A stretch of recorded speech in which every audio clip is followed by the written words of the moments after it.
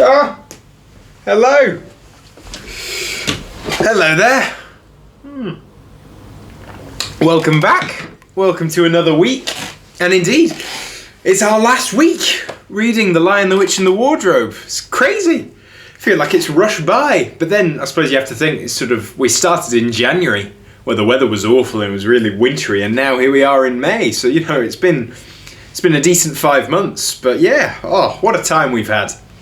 We've met dwarves and wolves and fawns and leopards and all sorts of creatures, and Father Christmas and the horrible witch, and of course Aslan as well, and seeing all the good that he's done with stopping the witch's schemes and taking Edmund's place, dying in his stead, and it's just been an amazing story seeing these 4 children go on this adventure, hasn't it?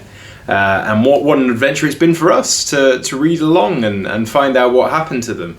Thank you so much for joining me this week, but also for joining me all the weeks that you've watched. It's been lovely. It's been such an honour to read this book to you guys. This is one of my favourite stories, and I don't know, there's something about reading it not just to yourself, but reading it to other people. I think that's such a good dynamic. I think it's better than just reading to yourself. I think reading should always be a communal activity.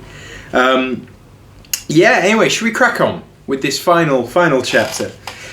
So last time you were here, Aslan had already risen from the dead. And then, of course, he, Lucy and Susan had run to the witch's castle. And Aslan had freed all of those who had been turned into stone and rescued them. And they were all ecstatic, not only to be sort of freed again, but also to be in Aslan's presence. And it was this great, joyful chapter, wasn't it? It was wonderful. And then, of course, they'd all rushed to the battle and saved Peter's army from the terrible White Witch who seemed to be winning. And then, of course, Aslan had leapt onto the witch, and that was seemingly the end of the battle, and that's where we left it. So yeah, hope you're having a good day, hope you're having a good week. Thank you so much for joining me again. Take some time out of your day, get a cup of tea or whatever you'd prefer. And for the final time in this book, let's begin. Chapter 17, The Hunting of the White Stag.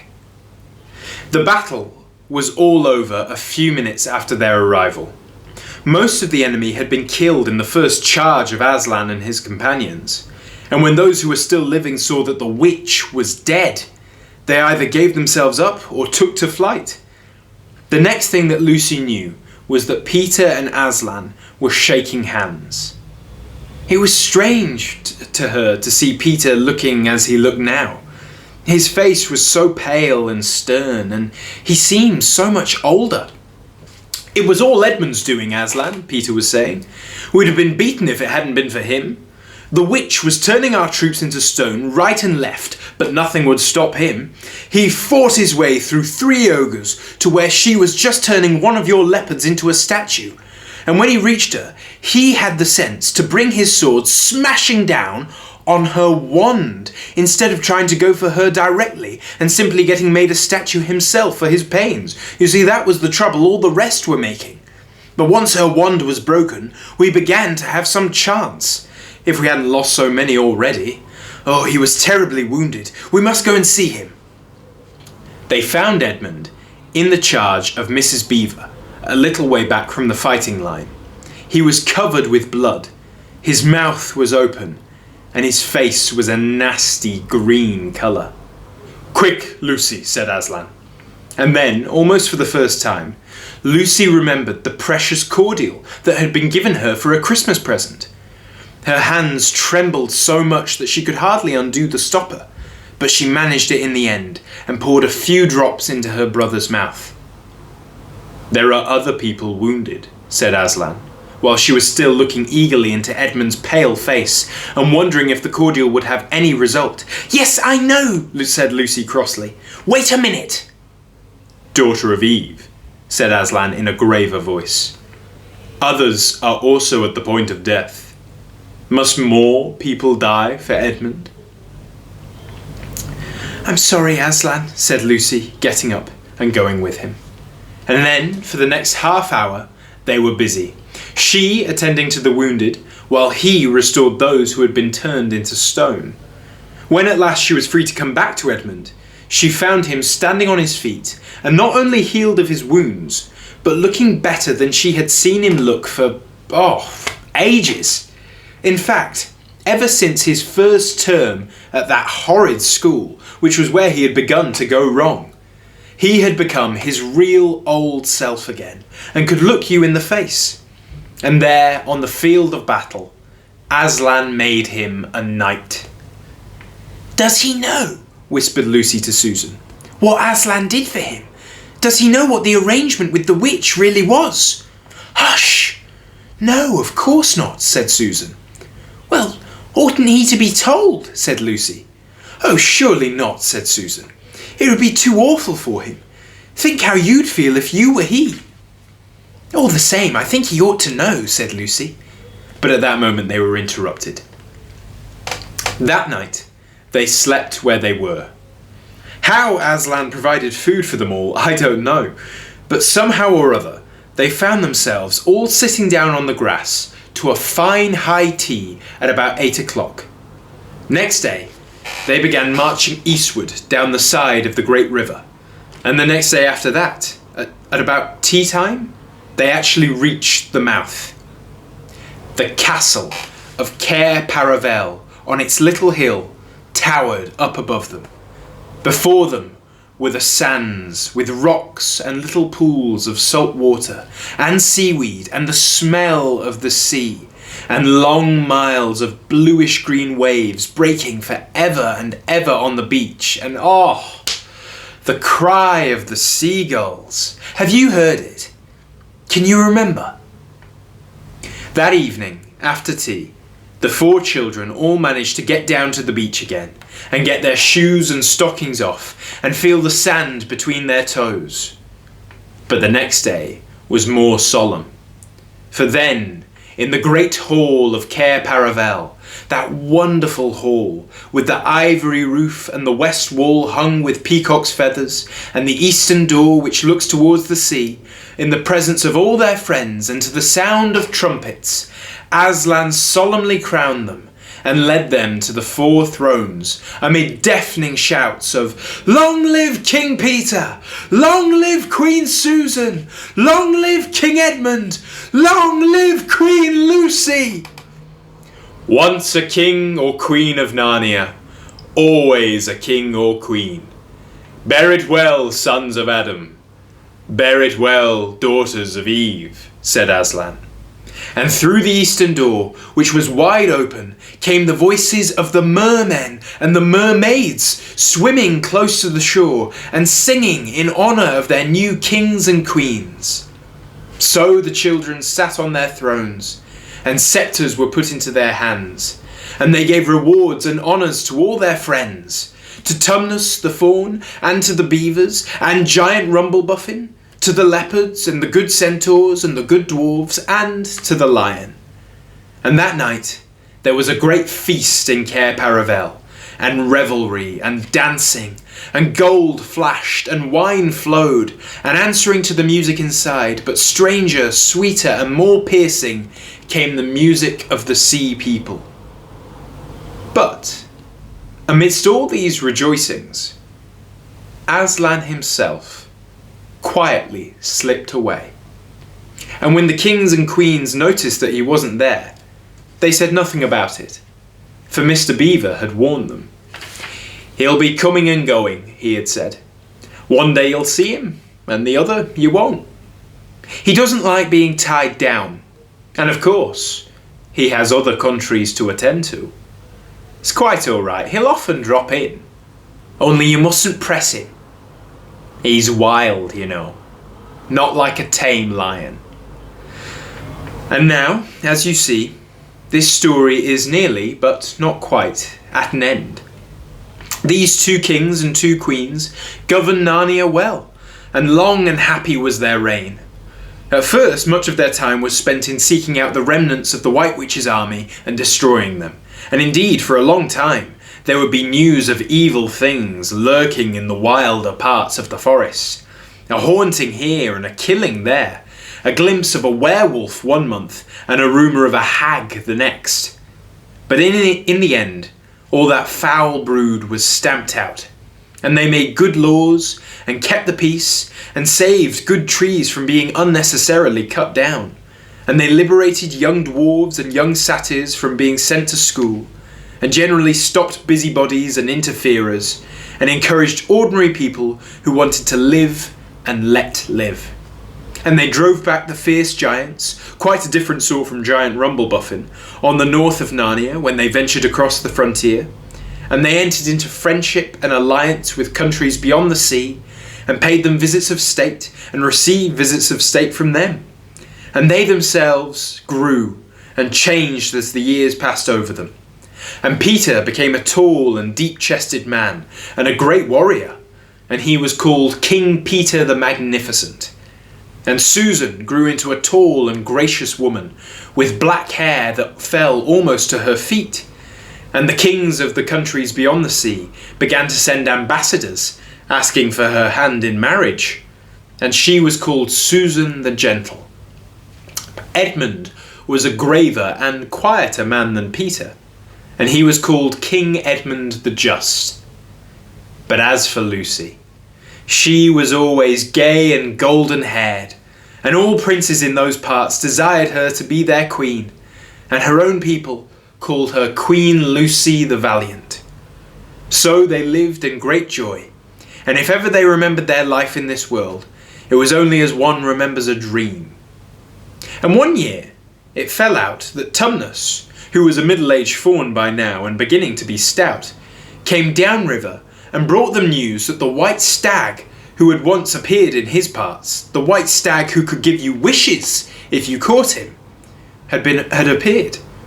So these 2 kings and 2 queens, with their principal members of their court, rode a hunting with horns and hounds in the western woods to follow the White Stag. They had not hunted long before they had a sight of him, and he led them a great pace over rough and smooth and through thick and thin, till the horses of all the courtiers were tired out, and these 4 were still following. And they saw the stag enter into a thicket where their horses could not follow. Then said King Peter, for they talked in quite a different style now, having been kings and queens for so long, "Fair consorts, let us now alight from our horses, and follow this beast into the thicket, for in all my days I never hunted such a noble quarry." "Sir," said the others, "even so let us do." So they alighted, and tied their horses to trees, and went on into the thick wood on foot.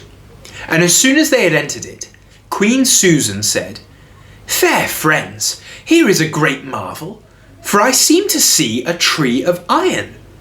"Madam," said King Edmund, "if you look well upon it, you shall see it is a pillar of iron, with a lantern set on top thereof."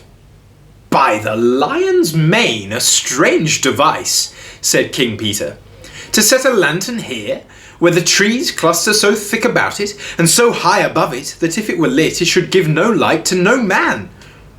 "Sir," said Queen Lucy, "by likelihood, when this post and this lamp were set here, there were smaller trees in this place, or fewer, or none.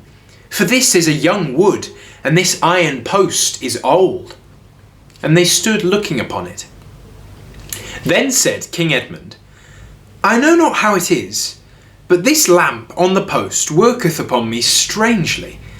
It runs in my mind that I have seen the light before, as it were in a dream, or in the dream of a dream." "Sir," answered they all, "it is even so with us also."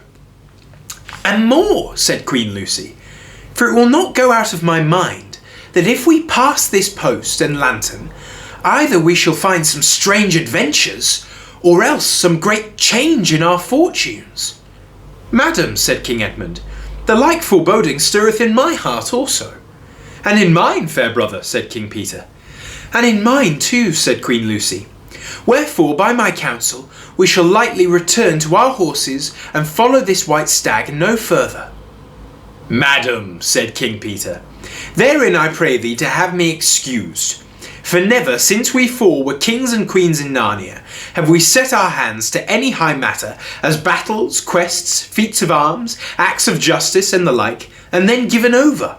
But always what we have taken in hand, the same we have achieved. Sister, said Queen Lucy, my royal brother speaks rightly, and it seems to me we should be ashamed if for any fearing or foreboding we turned back from following so noble a beast now that we now have in chase. And so say I, said King Edmund, and I have such desire to find the signification of this thing, that I would not by my good will turn back for the richest jewel in all Narnia and all the islands. Then, in the name of Aslan, said Queen Susan, if ye will have it so, let us go on, and take the adventure that shall fall to us. So, these kings and queens entered the thicket, and before they had gone a score of paces, they all remembered that the thing they had seen was called a lamppost, and before they had gone 20 more, they noticed they were making their way not through branches, but through coats. And next moment they all came rumbling out of a wardrobe door into the empty room, and they were no longer kings and queens in their hunting array, but just Peter, Susan, Edmund and Lucy in their old clothes. It was the same day and the same hour of the day on which they had all gone into the wardrobe to hide. Mrs. Macready and the visitors were still talking in the passage, but luckily they never came into the empty room, and so the children weren't caught. And that would have been the very end of the story, if it hadn't been that they felt they really must explain to the professor why 4 of the coats out of his wardrobe were missing. And the professor, who was a very remarkable man, didn't tell them not to be silly or not to tell lies, but believed the whole story. No, he said, I don't think it'll be any good trying to go back through the wardrobe door to get the coats. You won't get into Narnia again by that route, nor would the coats be much now if you could. What's that? Oh, yes, of course you'll get back to Narnia again. Someday. Once a king in Narnia, always a king in Narnia. But don't go trying to use the same route twice. Indeed, don't try to get there at all. It'll happen when you're not looking for it. And don't talk too much about it, even among yourselves. And don't mention it to anyone, unless you find that they've had adventure of the same sort themselves. What's that? How will you know? Oh, you'll know all right. Odd things they say, even their looks will let the secret out. Keep your eyes open. Bless me, what do they teach at these schools? And that is the very end of the adventure of the wardrobe. But if the professor was right, it was only the beginning of their adventures in Narnia. And that's the end of our story. Oh, feels a bit melancholy, bittersweet coming to the end of that story, but it's great, isn't it? It's a really, really good sort of magical tale of these ordinary children finding something ordinary like a wardrobe and venturing through into this magical land. And sort of all the magical things they discover there, but not only that, the things they sort of discover about themselves as they journey through is just amazing, isn't it? And I love the professor at the end of that, how he's sort of, it's almost like he's speaking to us as well, of like, we've been told this story of Narnia, keep it to yourselves unless you find someone else who's as entranced by this magical story. I just love that. It's a wonderful, wonderful time. Oh, right, guys, I'm afraid that's the end.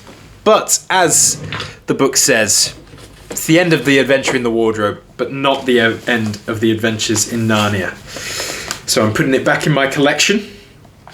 And of course, there's so many more stories to tell from this world. Prince Caspian, which is of course the story of the children when they return to Narnia and seeing all the changes that have happened since they came. And then the Voyage of the Dawn Treader, which is my personal favourite of the series, in which our heroes journey to the world's end to find Aslan's country. And then, of course, the Silver Chair, which is the story of the heroes journeying with Puddleglum the Marshwiggle to the underworld and this dark kingdom to try and find a lost prince. And then, of course, these other strange stories, The Horse and His Boy, which is the story of these two creatures journeying across the desert in search of this land called Narnia that they've heard so much about. And then going all the way to the start with the magician's nephew and figuring out how Narnia came about in the first place. And in that book we see some familiar faces. And then, of course, finishing with the last battle, in which we see the end of Narnia and how our story comes to a conclusion. And they're all great stories, and I definitely want to read those stories to you at some point, but not now. For yes, that is the end of our series. However, it's not the end of this YouTube channel, I don't think. I want to do more, because I'm still in the middle of a very stressful year. If anything, it's got more stressful since I started. So I do hope you can join me next time. I'm not quite sure when next time will be. It might be next week. It might be in a couple of weeks. We won't start a story. We'll have a little break. I really want to read some poetry. So I do hope you can join me for a bit of, let's call it Poetry Corner. It might change the name, but let's call it Poetry Corner for now. Where we'll read some poems. And then the week after that, someone has very kindly bought me another book. And so I feel compelled to start that book, and I'm excited to tell you what it is, but you'll have to wait until our next meeting. But until then, thank you so much for joining me across this series. Like I said at the start, it has been an absolute honour doing this series with you guys, and I really hope you've enjoyed it as much as I have, and I hope things are going well for you. And yeah, until next time, I pray you take care of yourselves. I pray God blesses you. And yeah, I just can't wait to see you again. Oh, I think it's time I was off to bed. Night night.